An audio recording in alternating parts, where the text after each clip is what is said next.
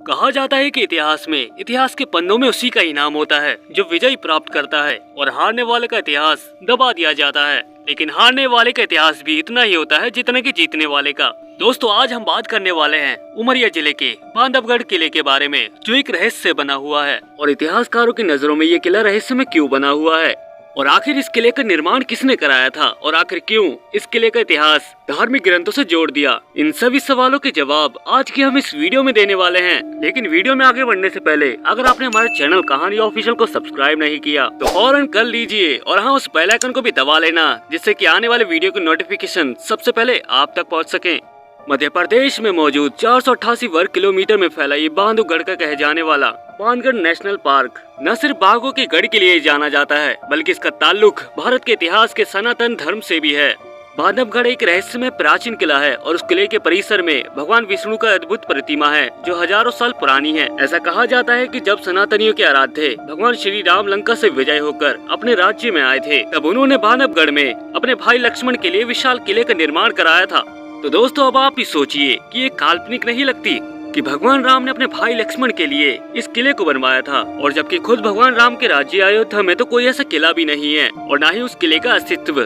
फिर आखिर क्यों इतिहासकारों ने बांधवगढ़ के इस किले को यह मान लिया कि ये किला भगवान राम ने ही बनवाया था? तो चलिए इसका जवाब ढूंढने के लिए चलते हैं बांधवगढ़ के किले के इतिहास की ओर। इतिहास के पन्नों में इस किले का निर्माण का जिक्र मिलता है, वहीं सनातनी धर्म ग्रंथों में भी बांधवगढ़ किले का उल्लेख है।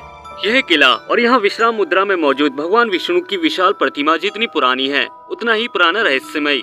बांधवगढ़ किले को लेकर कई किंवदंतियां भी प्रचलित हैं और इस किले से जुड़ी कई सारी कहानियां भी हैं और इस किले का इतिहास रीवाराज घराने से भी जुड़ा हुआ है। बांधवगढ़ किले का निर्माण महाराजा व्याघ्रदेव ने कराया था। महाराजा व्याघ्रदेव ने सन 1234 में मध्य प्रदेश के बांधवगढ़ में बघेल वंश की स्थापना की थी और उन्होंने अपने साम्राज्य की शुरुआत की थी इस किले से, जो पहले महोबा चंदेल साम्राज्य से ताल्लुक रखा करते थे।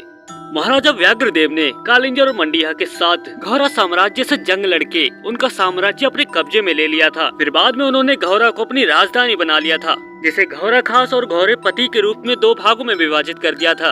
फिर जिसके बाद महाराजा व्याघ्रदेव की सन 1245 में मृत्यु हो गई। लेकिन बांधवगढ़ किले का जिक्र महाराजा व्याघ्रदेव के जन्म से पहले भी होता रहा था, क्योंकि ऐसा कहा जाता है कि इसका निर्माण भगवान श्री राम ने अपने भाई लक्ष्मण के लिए कराया था और महाराजा व्याघ्रदेव द्वारा बस इस किले की नींव रखी थी। और ये कहना सही नहीं होगा, क्योंकि बांधवगढ़ किले का उल्लेख नारद पंच और शिव पुराण में भी लिखा हुआ है और ये हजारों साल पुराना भी है। बांधवगढ़ किले तक जाने में एक बहुत बड़ी चुनौती है, क्योंकि यहाँ जाने का रास्ता जंगल से होता है, जहाँ बाघ अपना डेरा जमाए रहते हैं। इस किले में एक विशाल सुरंग है जो सीधा रीवा में मौजूद रीवा फोर्ट में निकलती है और ऐसा कहा जाता है कि रीवा के आखिरी राज करने वाले राजा महाराजा मातंड सिंह जुदेव और उनके पिता गुलाब सिंह जुदेव इस सुरंग का इस्तेमाल युद्ध की रणनीति बनाने के लिए किया करते थे। ये एक राज्य दूसरे राज्य तक पहुँचने का खुफिया रास्ता था। बांधवगढ़ किले पर सिर में मौजूद हजारों साल पुरानी क्षीर सागर में विराजी भगवान विष्णु की विश्राम करती हुई प्रतिमा है और ऐसा कहा जाता है कि ये प्रतिमा 2000 साल पुरानी है, लेकिन ये उससे भी ज्यादा प्राचीन हो सकती है, क्योंकि भारत और सनातन धर्म का वजूद तब था जब बाकी दुनिया के लोग बर्बर हुआ करते थे। तब यहाँ विकसित मानवों की कई सारी संभावनाएं थी, इसीलिए इन प्राचीन धरोहरों के बारे में कोई भी नहीं जानता। और यहाँ भगवान विष्णु के सभी दशावतार की प्रतिमाएं भी हैं, जिन्हें किले में देखा जा सकता है। विश्राम मुद्रा में मौजूद भगवान की प्रतिमा के बगल में विशाल शिवलिंग भी स्थापित है। बांधवगढ़ जंगलों के बीच मौजूद किले में स्थापित इतिहास से सभी प्राचीन भगवान विष्णु की प्रतिमा जितनी पुरानी है, वो उतनी ही रहस्यमयी भी है। 12 मीटर लंबी भगवान की प्रतिमा को एक पत्थर तराश के बनाया गया था। प्रतिमा का सर पूर्व की तरफ है और भगवान के चरण पश्चिम की ओर, जहाँ चरण गंगा नदी के भगवान के चरणों को पानी पवित्र जल से होकर गुजरती है। चरण गंगा नदी को बांधवगढ़ की जीवन रेखा कहा जाता है। दोस्तों, इस किले के बारे में आपको कौन सी बात पसंद आई, हमें कमेंट करके जरूर बताइए और हाँ, चैनल को भी सब्सक्राइब कर ही लेना। तब तक के लिए हम आपको मिलते हैं नेक्स्ट वीडियो में। धन्यवाद।